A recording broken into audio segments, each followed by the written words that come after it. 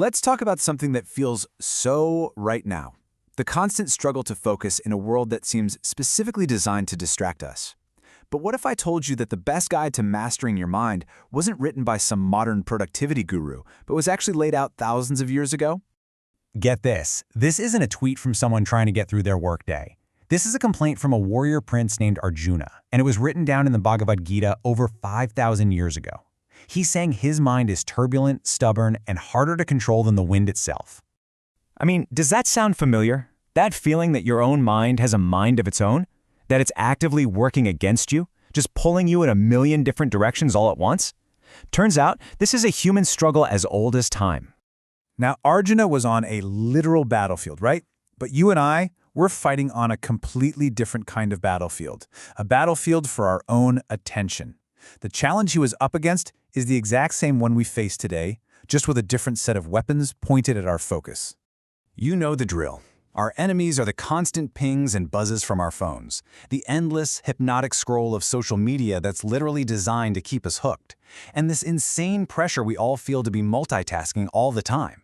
The result? Well, our minds are in this constant state of agitation, which leads to racing thoughts and this low-grade, chronic anxiety. It's that same raging wind Arjuna was talking about.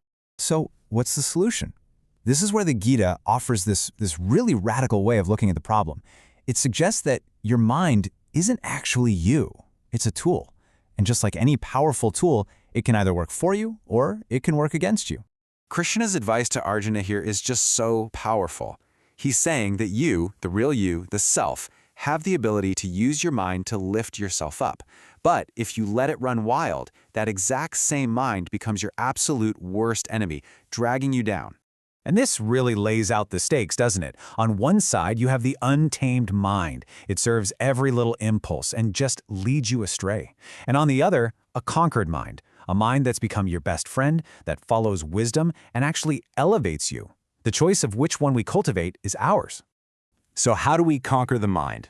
Well, the text calls the method yoga. But hold on, we're not just talking about stretching here.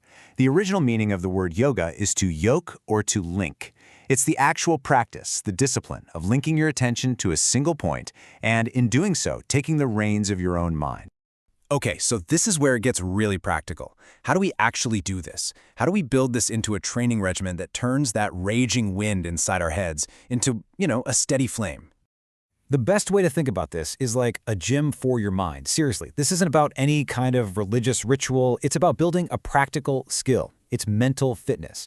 Your attention is a muscle, and just like any other muscle, you can train it to be stronger.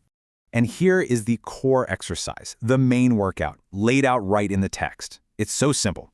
First, you just gently try to fix your mind on one thing. Could be your breath, a sound, whatever. Second, you just notice when your mind wanders off, and trust me, it absolutely will. Third, and this is key, without any judgment, you just gently bring it back. And fourth, you repeat. That's it. That is the entire workout. Now, this next part is maybe the most important piece of the whole puzzle. Your mind wandering off isn't a bug. It's a feature. It is not a sign that you're failing. That's the moment the exercise actually begins. Every single time you notice your mind has drifted and you gently guide it back, you've just completed one rep. You're literally strengthening that attention muscle.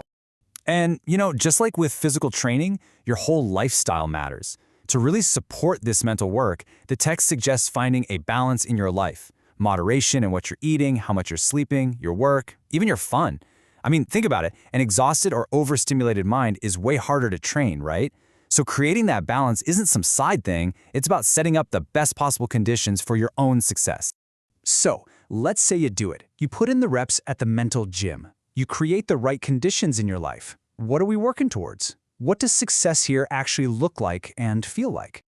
It's a totally fair question. Why should we go through all the trouble of trying to tame this wild, turbulent mind? What's the real reward for all this practice? This quote gives us such a beautiful image of the goal. A mind that's as steady as a lamp's flame in a place with no wind. It doesn't flicker, it doesn't get blown about by the drama and chaos of daily life. It's this state of deep inner stillness and clarity, totally separate from whatever's going on outside. And the payoff for that inner stillness is real-world resilience. It's the ability to face the biggest challenges life can throw at you, a tough diagnosis, losing a job, a personal crisis, and not be completely shaken to your core. It's having a center of peace that circumstances just can't touch. And this all brings us to the ultimate takeaway. The whole point of this practice is about shifting your energy from trying to control the chaotic world outside to mastering the world inside. But I know what you might be thinking. There's always that nagging little voice, right? The fear of, what if I try this and I'm just bad at it? The fear that your mind is just too wild and you'll never be perfect. Honestly, that fear stops so many of us before we even start. To that fear, Krishna offers this incredible piece of reassurance. He basically says, my friend, no good effort is ever wasted. Any attempt you make to do this work, no matter how small or how imperfect you think it is, it counts. You are never, ever defeated for trying. Every single rep in the mental gym matters. So here's the bottom line. You will never be able to control all the chaos outside of you. It's impossible. The notifications will keep coming. The world will keep being a messy, unpredictable place. But you can learn to master your internal response to all of it. That ability, the ability to choose focus over distraction, to choose calm over anxiety, to choose resilience over reactivity, that, in our modern world, is a genuine superpower. And it's a power that's available to every single one of us.